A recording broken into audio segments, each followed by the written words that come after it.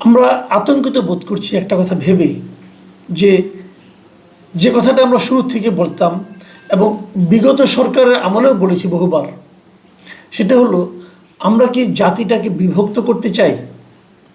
আমি বহুবার বলেছি, আওয়ামী লীগ যখন ক্ষমতায় ছিল তখন বলেছি যে আওয়ামী লীগ এই মুক্তিযুদ্ধের চেতনার নামে জাতিটাকে বিভক্ত করছিল। বিএনপি মুক্তিযুদ্ধের চেতনা বিরোধী দল, জামাতে ইসলামী মুক্তিযুদ্ধের চেতনা বিরোধী দল, এদেরকে রাজনীতি করতে দেওয়া যাবে না, জিয়াউর রহমান পাকিস্তানের চর ছিলেন, এ ধরনের নানা কথা কিন্তু আমাদেরকে শুনতে হয়েছে। ফলটা কি হয়েছে? ফলটা হলো জাতিটাকে দুভাগ করে দেওয়ার একটা প্রচেষ্টা, যে দেশ আমরা চালাবো, আমরাই থাকবো, তোমরা থাকবেই না, তোমাদের দূরের উপর রাখবো। আওয়ামী লীগ সরকারের পতনের পর গত বছরের অগাস্টে আমরা কি ভেবেছিলাম? আমরা ভেবেছিলাম এবার বুঝি জাতিটা ঐক্যবদ্ধ হবে, এবং জাতিকে ঐক্যবদ্ধ করার জন্য একজন অরাজনৈতিক ব্যক্তিকে আনা হয়েছিল, যিনি আওয়ামী লীগ বিএনপি কোনো দলই করেন না। তিনি হলেন ডক্টর ইউনূস, এবং দেশে তার একটা পজিটিভ ইমেজ ছিল। আমরা ভেবেছিলাম যে উনি বিভিন্ন দলমত নির্বিশেষে সমস্ত লোকদেরকে এনে, যোগ্য লোকদের একত্রিত করে একটা সরকার গঠন করবেন, এবং সেই সরকার একটা নির্দিষ্ট সময় পরে দেশে একটা নির্বাচন দেবে, এবং গণতান্ত্রিক প্রক্রিয়ায় নির্বাচিত সেই সরকারের হাতে ক্ষমতা হস্তান্তর করা হবে। এবং এর মাঝে উনি কিছু কিছু কাজ করবেন, যে কাজগুলো যে সমস্ত নিয়ম কানুন, যে সমস্ত রীতিনীতি থাকলে পরে একটা মানুষের পক্ষে অথবা একটা সরকার প্রধানের পক্ষে স্বৈরাচারী হয়ে ওঠা সহজ হয়, সে ধরনের সিস্টেমগুলি উনি চেঞ্জ করবেন। এই তো ছিল প্রত্যাশা। কিন্তু সেই প্রত্যাশাটা কি এখন আপনাদের কাছে কি মনে হচ্ছে? যে প্রত্যাশা ছিল, যে আশা ছিল, সেটা এখন আমাদের হতাশায় পরিণত হয়েছে। আমরা দেখছি ঐক্যের নামে এখন আরেকটা অনৈক্য তৈরি করা হয়েছে। প্রথমত বিভক্ত করা হয়েছে আওয়ামী লীগের লোকজনকে, মানে ওরা যেন দ্বিতীয় শ্রেণীর নাগরিকে পরিণত হয়েছে, সেকেন্ড ক্লাস সিটিজেন। তুমি আওয়ামী লীগকে সমর্থন করতা, অতএব তুমি সেকেন্ড ক্লাস সিটিজেন থাকো, তুমি কোনো কথা বলতে পারবা না, তোমার মতামতের কোনো মূল্য নাই, তুমি কেউ নাই দেশে।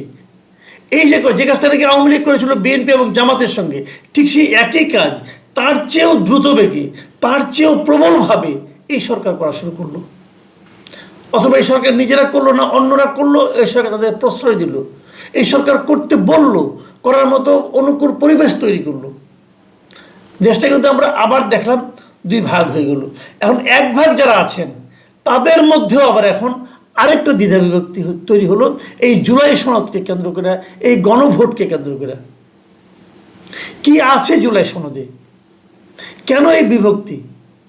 আমরা দেখলাম জুলাই সনদের দায়িত্বটা বেসিক্যালি যে লোকটা হাতে দেওয়া হলো, এই ভদ্রলোক এই সংস্কার কর্মসূচি শুরুর আগেই উনি একটা প্রজেক্ট নিয়ে এসেছিলেন।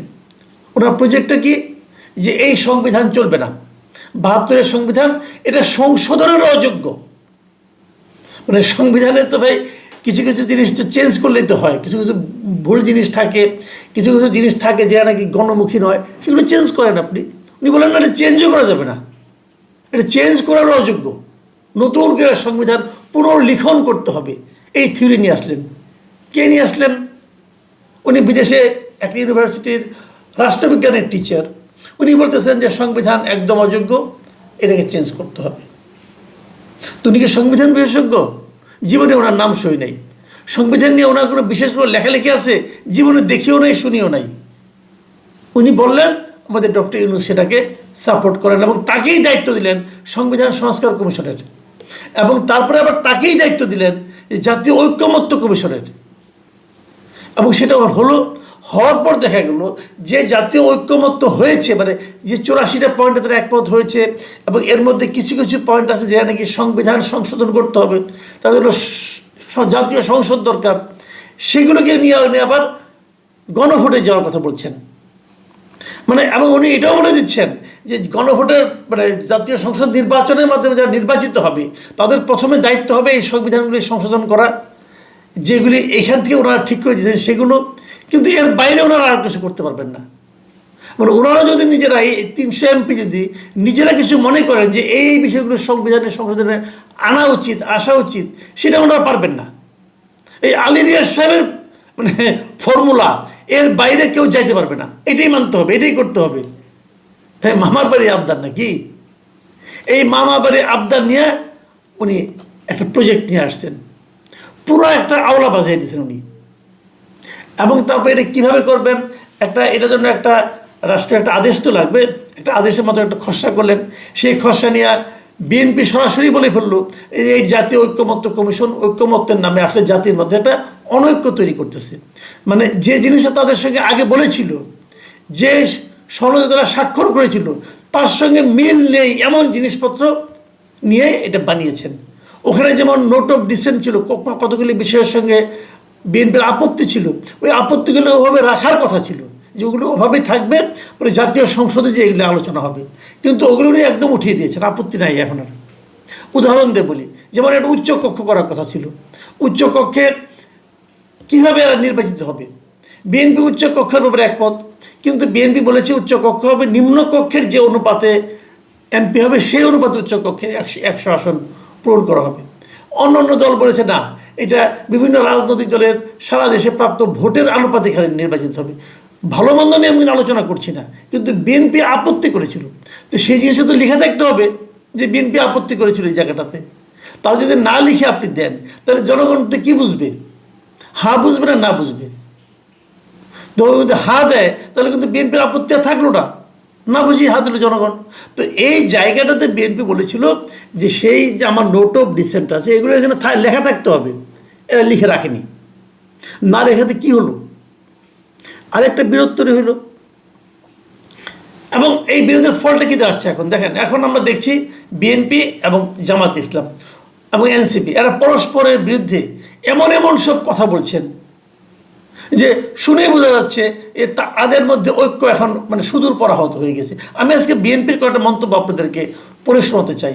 দেখেন কি বলেছে সালাউদ্দিন আহমেদ সাহেব, স্থায়ী কমিটির মেম্বার, এবং উনি এই ঐক্যমত্য কমিশনের প্রতিটা সভায় উনি থাকতেন। উনি মানে জাস্ট বলেছেন যে আজকে বলেছেন নারায়ণগঞ্জে একটা অনুষ্ঠানে যে বলছেন যে নির্বাচনের আগে একটি দল জাতিকে বিভক্ত করতে চায়, মানে উনি সরাসরি জামাতকে বলেছেন। এবং জামাতের সমালোচনা করতে যে উনি এখানে আরও বলেছেন যে এই দেশের মানুষ মওদুদিন নয় মদিনার ইসলামের অনুসারী। তার মানে উনি জামাতকে বলতেছেন এরা মওদুদির ইসলামের অনুসারী। দেখেন সরাসরি কিন্তু পরস্পরকে আক্রমণ করা কিন্তু শুরু হয়ে গেছে। এদিকে বিএনপির আরেক নেতা মোয়াজ্জেম হোসেন আলাল, উনিও আজকে দেখলাম বলতেছেন, উনি চেয়ারপারসনের উপদেষ্টা, উনি বলতেছেন যে উনি জামাতকে নিষিদ্ধ করার আহ্বান জানিয়েছেন, মানে জামাতকে নিষিদ্ধ করতে হবে।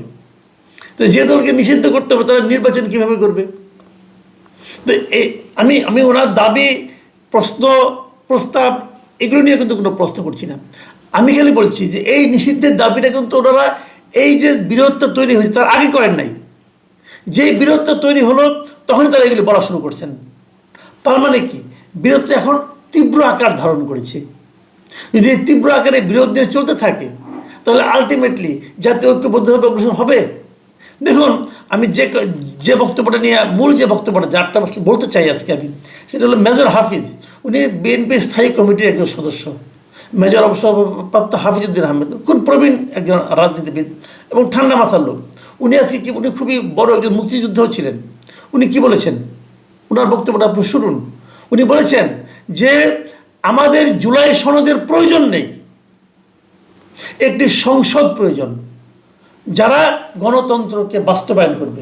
মানে উনি জাস্ট বলতেছেন যে জুলাই সনদ লাগবে না ভাই, এটা বাদ, আমরা একটা সংসদ নির্বাচন চাই, সংসদ নির্বাচনে যারা নির্বাচিত হবে তারাই দেশে গণতন্ত্রকে বাস্তবায়ন করবে। সিম্পল কথা। তো এখন কি হবে জুলাই সনদের? তাহলে এখন কি জুলাই সনদ বাস্তবায়ন কে চায় না এটা মারামারি হবে? মেজর হাফিজের আরও কতগুলি কথা আছে যেটা নাকি সরকারের বিরুদ্ধে সরাসরি অভিযোগ করেছেন। তিনি বলেছেন যারা মুক্তিযুদ্ধ করেছে অন্তর্বর্তী সরকার তাদের ভুলিয়ে দিতে চায়, এ কথা উনি বলেছেন। উনি আরও বলেছেন যে এই সরকার কোথাও মুক্তিযুদ্ধের কথা বলে না, ৭১-এর মুক্তিযুদ্ধকে হেয় করার চেষ্টা চলছে। অনেক ত্যাগ আর তিতিক্ষার বিনিময়ে দেশ স্বাধীন হয়েছে, এই সংগ্রামের সঙ্গে অন্য কোনো আন্দোলনের তুলনা হয় না। এই দেশের জন্ম হয়েছে মুক্তিযুদ্ধের মধ্য দিয়ে। এই যে অভিযোগটা করেছেন মেজর হাফিজ, আপনি কি অভিযোগকে অস্বীকার করতে পারেন? আসলে কি এই সরকার মুক্তিযুদ্ধকে ভুলিয়ে দেওয়ার চেষ্টা করছে না বিভিন্ন কর্মকাণ্ডের মাধ্যমে? সরকার মানে কি? এই সরকারের উপদেষ্টা যারা, এই সরকারের উপদেষ্টাদের মধ্যে এই ধরনের প্রবণতা আপনারা লক্ষ্য করছেন না? করছেন তো। তারা মুক্তিযুদ্ধের সঙ্গে এই 24-এর গণ অভ্যুত্থানকে প্যারালাল নিয়ে আসছে। এটা নাকি দ্বিতীয় স্বাধীনতা কি বলে আর কি। তো এইগুলি তো ঠিক না। এগুলি বলার মাধ্যমে ওনারা বারবার দেশটাকে বিভক্ত করছেন। আমার দুঃখ একটাই, আপনারা জাতিটাকে আর কত ভাঙবেন? এটা কি হোমিওপ্যাথির ডোজ নাকি রে ভাই? হোমিওপ্যাথিতে একটা কথা বলা হয় যে ক্ষুদ্র থেকে ক্ষুদ্রতর যে ডোজ, ওটাই নাকি বেশি কার্যকর।